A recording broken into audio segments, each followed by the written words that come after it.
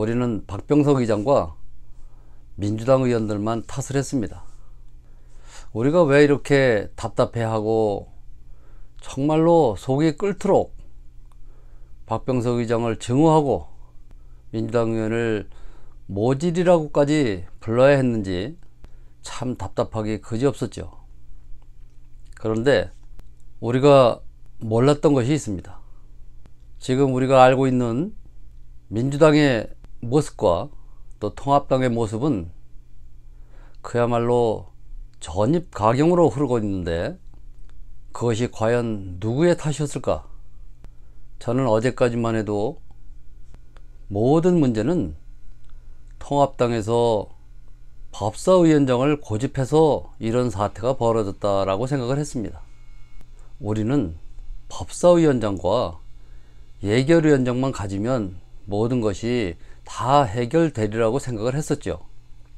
그런데 국회 상임위원회 중에서 정보위원회가 그렇게 중요하다는 것을 오늘 알았습니다. 어제 국회에서 벌어진 통합당 의원총회에서는 파한대소를 보았습니다. 무엇이 그들을 그렇게 여유만만하게 만들었을까요? 정진석 의원이 국회에 들어오자마자 모든 의원들이 일어나서 악수를 청하고 사돈이 된 의원과는 어깨동무를 하고 즐거운 표정으로 사진을 찍는 것을 보았습니다. 그럴 특별한 이유가 있었습니다. 그들이 노리는 것은 물론 법사위원장입니다. 자기들이 처벌을 받지 않고 모든 것을 자기들 손으로 해결을 할 수 있기 때문에 법사위원장을 고집하는 것입니다. 그런데 우리가 상식적으로 보면 이미 법사위원장은 물 건너갔다고 생각을 했죠. 여러분들도 똑같이 생각을 하셨을 겁니다. 오늘 벌어졌던 국회 임시회에서는 박병석 의장이 반드시 해결을 할 것이다 라고 기대를 하고 있었습니다. 그런데 느닷없이 또 한 번 뒤로 미뤄졌습니다. 29일 날로 미뤄졌는데 그 이유는 너무나 기가 막히고 코가 막힌 사실이 하나 있었습니다. 우리 국민들은 그 사실을 몇 명이나 알고 있었을까요?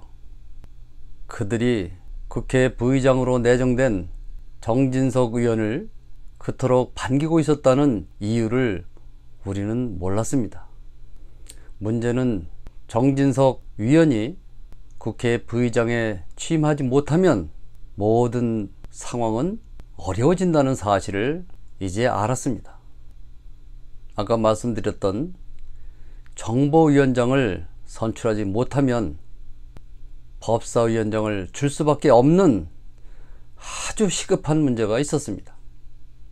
저는 이 법을 속속들이 다 알 수는 없습니다. 이 법을 뒤돌아보자면 20년 전으로 돌아가서 이야기를 해야 됩니다. 아무튼 오늘 저는 국회의장이 야당과 협조하라고 그렇게 종용했던 그 이유를 오늘에서야 알았습니다. 너무나 심각한 일입니다. 여러분들은 이 법을 먼저 알아야 할 것입니다. 정보위원장을 선출하지 못하면 이번 21대 국회는 마비될 수밖에 없는 그런 상황으로 치닫게 되었습니다. 오늘도 박병석 의장이나 민주당 의원들은 29일을 기다리면서 엄청난 심적 고통을 겪을 것입니다. 반면에 그야말로 주호영 의원은 절로 들어가 열흘 동안을 집거하면서도 마음의 여유가 있었던 이유가 있었습니다. 29일 날 어떻게 되는지 한번 지켜볼 나름입니다. 국회 정보위원장이 어떤 방법으로 어떻게 이루어지는지 한번 보시도록 하시죠. 다음 영상에서 뵙도록 하겠습니다. 감사합니다.